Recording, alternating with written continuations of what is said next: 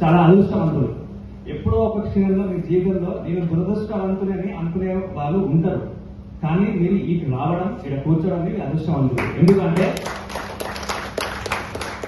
ఎందుకు అంటే ఇండియాలో మనం తీసుకుంటే షార్ట్ చెప్తా, కోల్కతా పరిస్థితి మీకు తెలుసు, బొంబాయిలో సగం సముద్రం ఉంది, ఢిల్లీలో పొల్యూషన్, బెంగళూరులో రోడ్ లేవు, చెన్నైలో వాటర్ లేవు, హైదరాబాద్ లో అన్ని ఉంది, మీకు తెలుసా?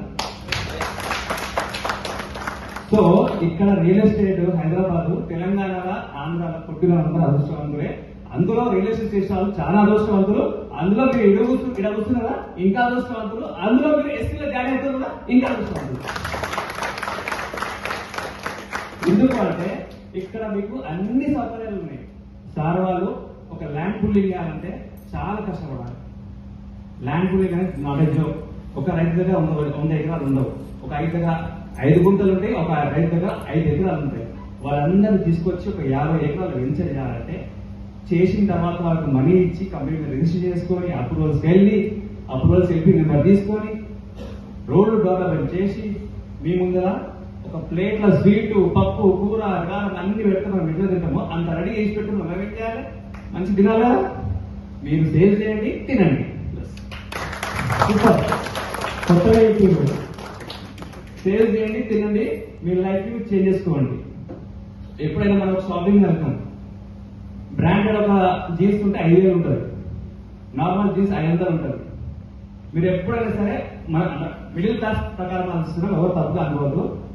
మిడిల్ క్లాస్ ఎలా అవుతుందంటే 5,000 ఎందుకు 500 ఇస్తున్నాం అనుకుంటాం. కానీ మీరు ప్రోడక్ట్ అవి మీరు మంచిగా స్థిరపడితే రియల్ ఎస్టేట్ లో 5,000 కాదు 50,000 తీసుకొని ఇస్తారు. సో ఇది థ్యాంక్ యూ ఈ అవకాశం ఇచ్చిన మేనేజ్మెంట్ గారికి. ఒక 30 సెకండ్స్ మా సురేష్ గారి గురించి. నా ప్రాణ మిత్రుడు, జెన్యూనిటీ. నేను ఎందుకు వచ్చినా జెన్యూనిటీ కంపెనీ చూసి జెన్యూన్ పర్సన్. సో నా పైన ఒక సీనియర్ జెన్యూన్ ఉంటే ఎంత బాగుంటుందో అందుకే వచ్చిన. ఫీల్డ్ రిక్రూట్మెంట్ కూడా అలా విధంగా చేస్తాను. Thank you sir. యాక్చువల్గా నేనే చేద్దాం అనుకున్నాను నెక్స్ట్ మంత్. ఇప్పుడు వేసుకొచ్చిన స్టెప్స్ కానీ ఫార్మల్ పాయింట్స్ కానీ ఈ రకంగా రావద్దు నెక్స్ట్ మంత్. అంటే కమిషన్ తీసుకొని మంచి పర్ఫ్యూమ్ హాల్ అంతా ఒక రకమైన పర్ఫ్యూమ్ తో ఉండాలి. అంటే మీరు ఉడికొచ్చే పర్ఫ్యూమ్ అంత కాస్ట్లీగా అయి ఉండాలి. కమిషన్ తీసుకొని పర్ఫ్యూమ్స్ మంచిగా అందంగా కనబడాలి. మనం మార్కెట్ లో పే చేసుకొని కనబడితే ఆ లెక్క వేరుంటుంది తెలుసా? ఓకే, ఒక్క నిమిషం అన్నమాట. ఓకే, గుడ్ మార్నింగ్ అండి అందరికి. గుడ్ ఆఫ్టర్నూన్ అంట. గుడ్ మార్నింగ్ లా రోజు మనం గుడ్ మార్నింగ్ ఎందుకు చెప్తామంటే గుడ్ మార్నింగ్. ఓకే, మనం డబ్బు కోసమే కదా పనిచేసేది ఇక్కడ. ఓకే, ఫ్రెష్ గా స్టార్ట్ కావాలని గుడ్ మార్నింగ్ చెప్పుకుంటాం. ఈరోజు ఫస్ట్ టైం ఎండి గారికి స్పీచ్ ఇచ్చాను. కొద్దిగా వైబ్ డిఫరెంట్ గా ఓకే, చాలా మంచిగా అనిపిస్తుంది. కొద్దిగా మైండ్ కూడా చేంజ్ అయిపోయింది కొద్దిగా.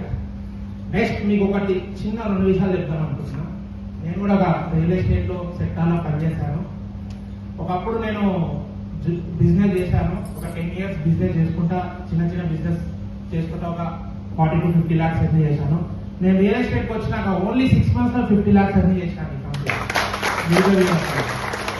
చాలా మంది సక్సెస్ కాలేమనుకుంటారు, కానీ కరెక్ట్ 6 months ట్రావెల్ చేస్తే కనుక 100% సక్సెస్ వస్తుంది. చాలా మంది ఏం చేస్తారంటే 4 months 5 months కరెక్ట్ సక్సెస్ వచ్చే టైంలో అయిపోతుంది. మీరు స్టాండర్డ్ గా ఒకటే కంపెనీ నమ్ముకోండి, ఒకటే దగ్గర చేస్తే 100% సక్సెస్ వస్తుంది.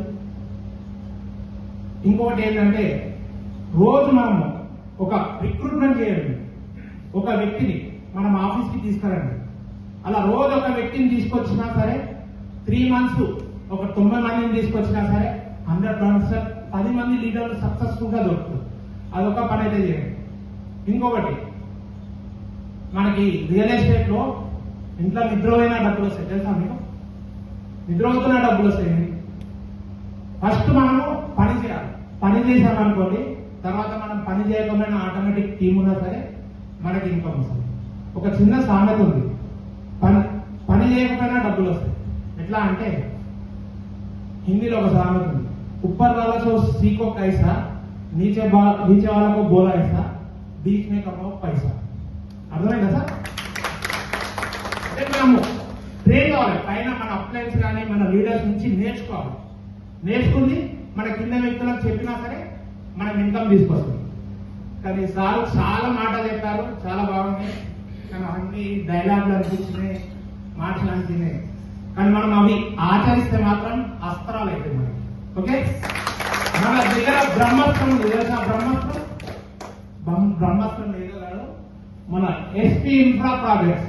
ఒక్కొక్క ఫ్లాట్ ఇట్లా వేయండి, మనకి డబ్బులు వస్తాయి. Okay sir, thank you so much.